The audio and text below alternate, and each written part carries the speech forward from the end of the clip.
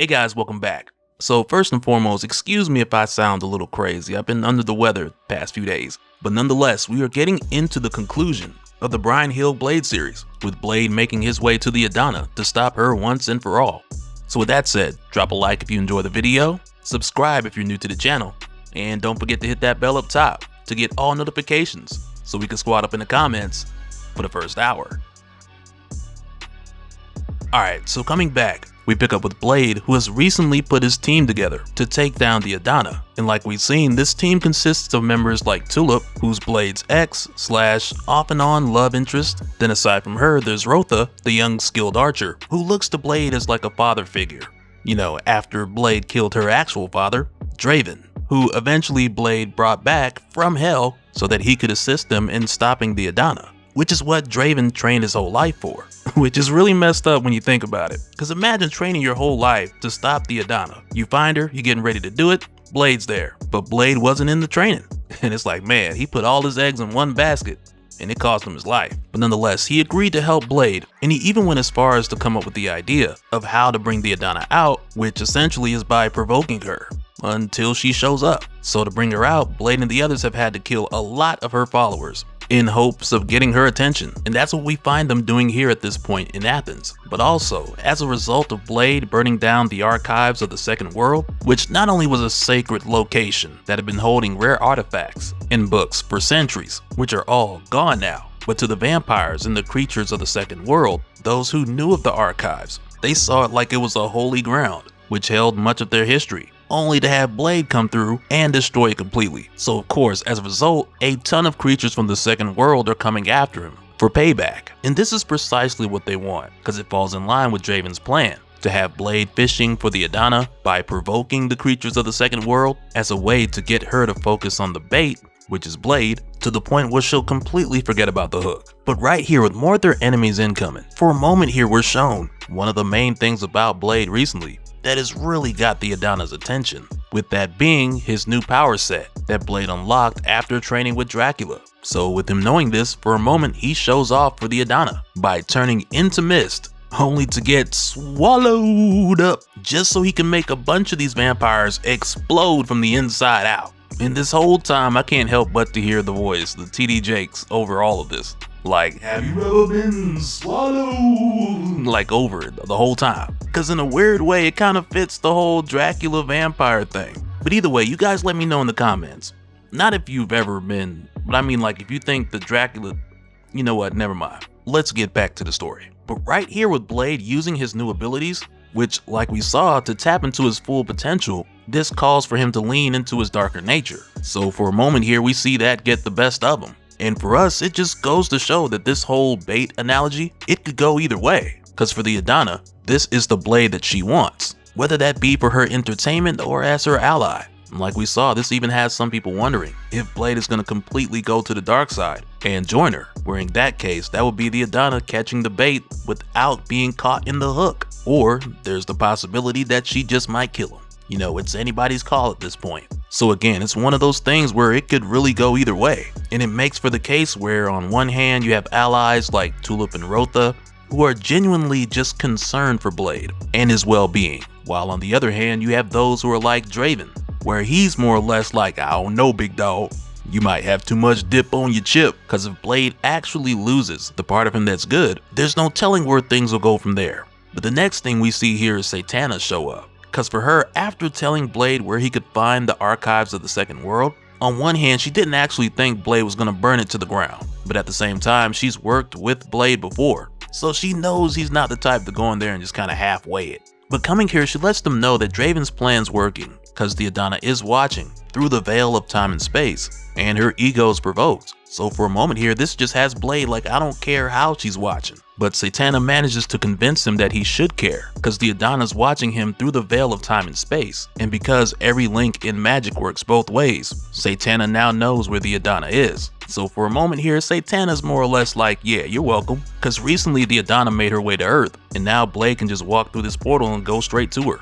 But before he does, he ends up telling Tulip and Rintrah to stay here while him and Draven handle this. But of course, neither of them are trying to hear that. Cause for Tulip, she wants payback after having a demon put in her, and Rintrah will follow Blade anywhere. But as they make their way through this portal to get to the Adonna, Satana tells Blade and the others something very significant pertaining to the Adonna, which falls in line with what we were first shown when the Adonna revealed herself. Cause Satana tells Blade that the Adonna didn't come to remain. Her existence means nothing to her. She is an effect, and if you look at the world, she's already won. So of course with Blade hearing this, he's just like, alright, whatever.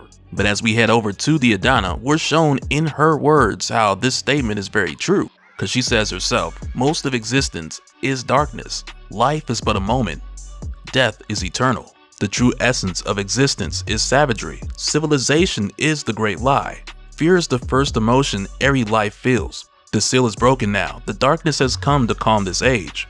No matter what you do, that will not change.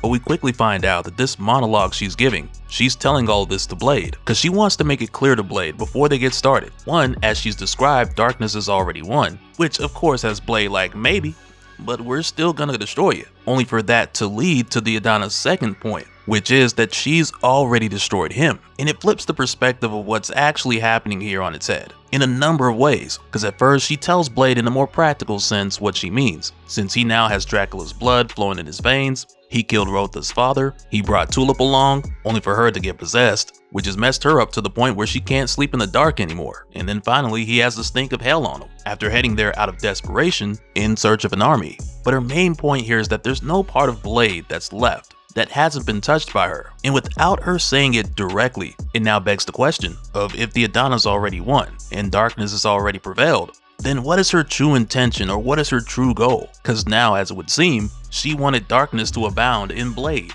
or at least start him on that path, while also being a catalyst to the utter destruction of good, with her awakening supernatural abilities that were dormant in people all around the world.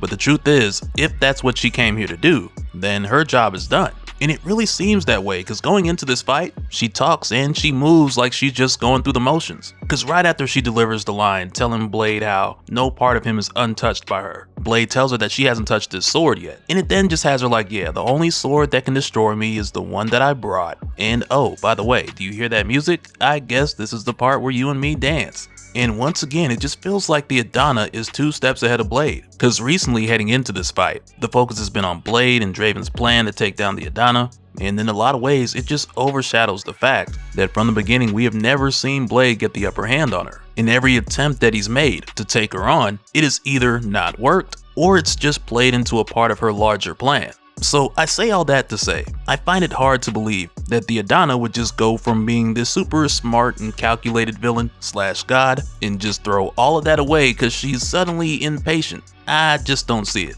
And it's not even like you can say she's being corrupted by the Lightbringer, because she's had it for so long, while still demonstrating self-control. But nonetheless, with her taking on Blade and the others, Blade is very much leaning into Draven's plan, along with the help of Tulip and Rintrah, because even with it being obvious that none of their weapons can kill the Adonna, they still go all out to assure that her focus is on them. So naturally, this dance, as she would call it, it quickly turns into a Blade showcase, with him pulling out all the stops as far as his new abilities. Because for a moment here, he turns into mist to avoid getting cut by the Adonna, only to then appear behind her as a wolf, which right there she just reverses to toss him off the cliff. But as soon as Blade goes over, he just turns into a bunch of bats and comes right back.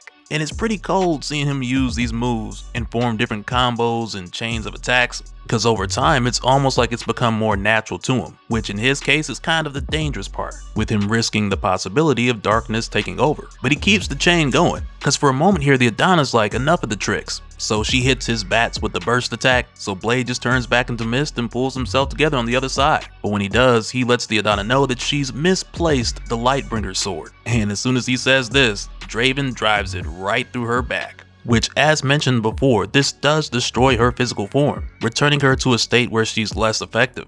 But before she fades away, she makes sure to tell Blade that he's done nothing.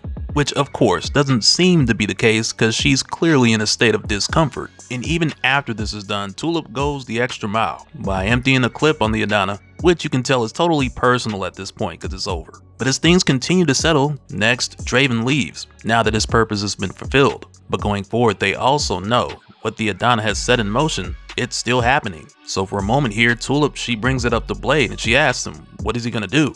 So he more or less tells her that he's gonna take it one step at a time. He's gonna find things, fight things, and eventually unring the bell. And he welcomes both Tulip and Rintrah to join him in that process. But for now, he's just gonna sit down and do nothing, cause today they've done enough. Which from here concludes this volume, and later this year, 2024, we have another Blade series coming. But before that kicks off, for the summer we'll be getting a Blood Hunt event, written by Jed MacKay, as well as Brian Hill returning for Midnight Sun's Blood Hunt. So yeah, this volume here was just the beginning of what could possibly be a new era for Blade. And so now real quick, I want to give a special shout out to all the patrons. Thank you guys for all of your support. And for anyone who's new here, who wants more information on how to support the channel, I got a link below where you can go to patreon.com/DopeSpill. But that'll do it for this one, guys. Let me know your thoughts down in the comments below, and we'll do it again on the next one. Alright, later.